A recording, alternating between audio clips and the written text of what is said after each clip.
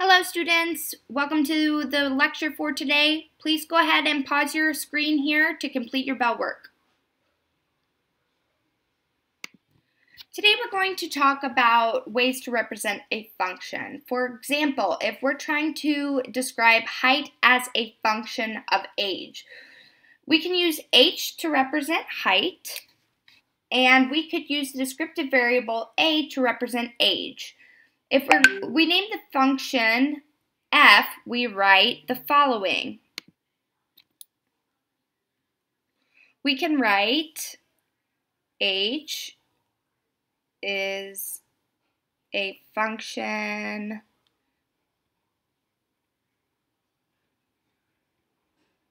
of f. We can write h is equal to f of a. And we can also just write h of a. And this would describe height as a function of age. Remember, we can use any variable to name the function. The notation h of a shows us that h is dependent on the variable a. The value a must be put into the function to get the height as a function of age. As seen here, we can also represent a function in a graphic way. Pictures can give us an idea for quick reference to observe for the behavior of an object. So when we see here, we have the x and y axis, where x right here is horizontal, y right here is vertical. Everything from here to here is negative. Everything from here to here is negative. Everything from here to here is positive. And everything from here to here is positive. Using this graphical notation, we say that y is a function of x, and oftentimes you will see f of x. And when we say f of x, that means y, because y is a function of f of x. Or y is a function of x,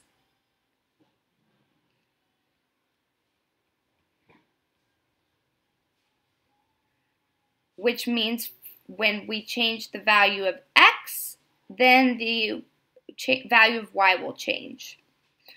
For this, we can see that we have a curved line and a straight line, and we're going to be talking about seeing whether functions are a function based simply on its graphic depiction. As we can see with this, we can say height is a function of age. So age would be the x value, and when we change our age in years, we're changing the height. The height is dependent on age, so that means that height is a function of age. So we can write that as height is a function of age. When we're looking at graphical representation, we can tell easily if a graph is a function or not by using a vertical line test. As we can see here, we can draw a vertical line at this data point, and we have it crossing 1, 2, 3 times. And this makes this one not a function because we can't have 3 different values for y when we have changing values of x. So we draw a vertical line and see if it crosses in more than one spot, which makes this not a function. Whereas on this graph down here, we can draw another vertical line test, and we see that at this graph, we only have one value that is on the vertical line, making this a function because it only crosses at one spot. Whereas this graph up here crossed at 1, 2, 3 spots. So that makes the first graph not a function using the vertical line test, whereas the second is a function using the vertical line test. The relationship is also usually a one-to-one function, meaning that for every one value of x, there's only one y. So for this one, we did a horizontal line test. This one passes the horizontal line test, saying that it is a one-to-one function, because when you draw your horizontal line, there's only one data point, making it a one-to-one function. Whereas this parabola shape right here, when we test it with the horizontal line test, there are 1, 2 points that cross this line, making this not a one-to-one function.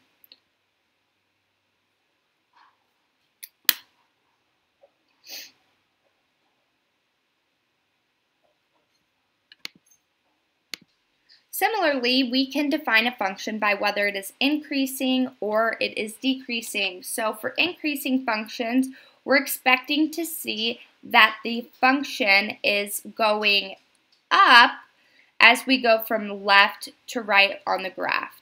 So you can see in all of these, in this box right here, are increasing functions, because as you move from left to right, increasing.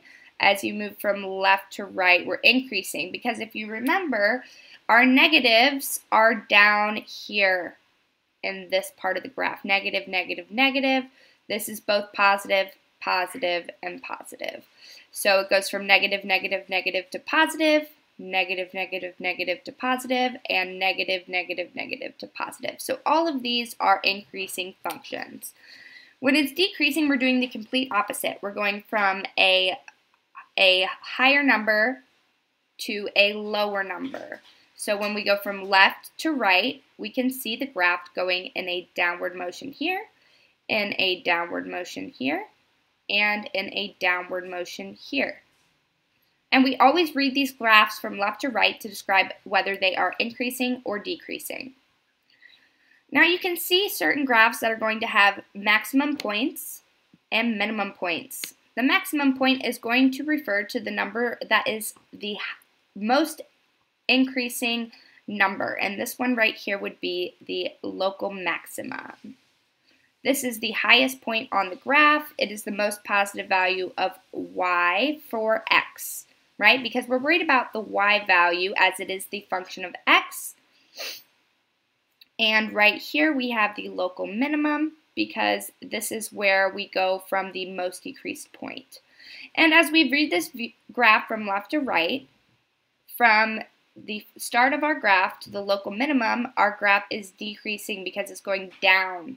And as we go from our local minimum to our local maximum, that is an increasing part of the graph. And as we go from our local maximum to the end of our graph, that is a decreasing part of the graph.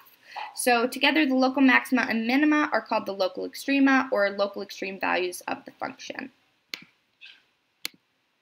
Next, we are going to talk about rates of change. So a rate of change is going to describe how the output quantity, or the y value, changes in relation to the input property, or the x value.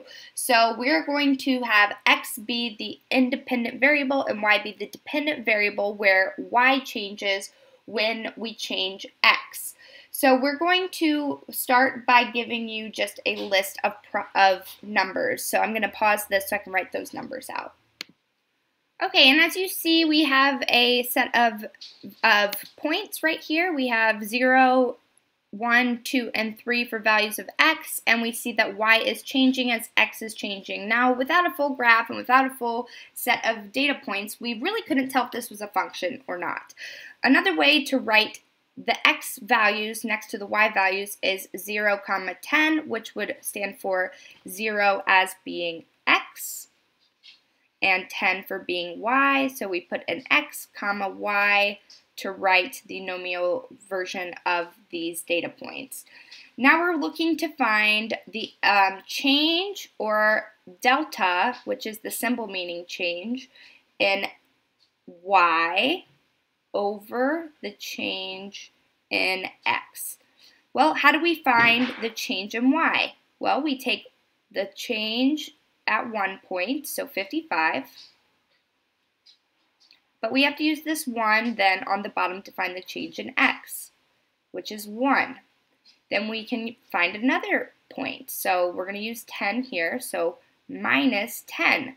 That will tell you how much y changed from 0 to 1. So we also need to use 0 on the bottom. So here we can find the change in y over the change in x, which would be 55 minus 10, which is equal to 45, over 1 minus 0, which would give us 1. So the change in y over change in x is 45. Let's say we wanted to find the average of these 6 points. The average oftentimes you will see denoted as an X with a line over it, and this means average. So we're going to say that the X is going to represent T, or time, and Y is going to represent T of hours. So we're going to pretend that we're going to pick up friends who lives 10 miles away, and we record your distance from home to time. And this is the average speed then driven in your first 6 hours. Now let's find the average speed overall. So to find that, we're going to want to do the change in y over the change in x. And we want to use it for 6 hours. So we're going to put the 292 on the top and the 6 on the bottom. You're going to take 292 minus the 10, because this is where we started. And the 6 then has to go minus 0. Then you would get 47 miles per hour as your average speed. So that is one way that we can use these data points to find the rate of change, or the average rate of change. And to find that, what you would always want to do is, for average rate of change, you need to find it at your certain point, and then you need to find it for 0. So let's give you that example really quick. Your average rate of change can be denoted by saying your function at A minus your function at 0, that's the important one, you have to have it at 0, over your A minus 0, right? So these two have to line up, and these two have to line up. So we took our average at 6, which is why we used G of A, 292 here. And we wanted to find it at 0, and that's why we used 10 here. Because f of x, or what we did before, time of hours, so this side was time, and this side was time of hours, and that's how we found our rate of change. If you have questions on that, please ask in your Ask the Instructor discussion board. This will conclude our lecture for today. Please go ahead and wait on this screen for your exit ticket for the day, and if you have any questions, as always, feel free to reach out. Here's your exit ticket for today. Go ahead and pause the screen to complete your exit ticket and your weekly exit ticket and bell work, Google document, and as always, let me know if you have any questions.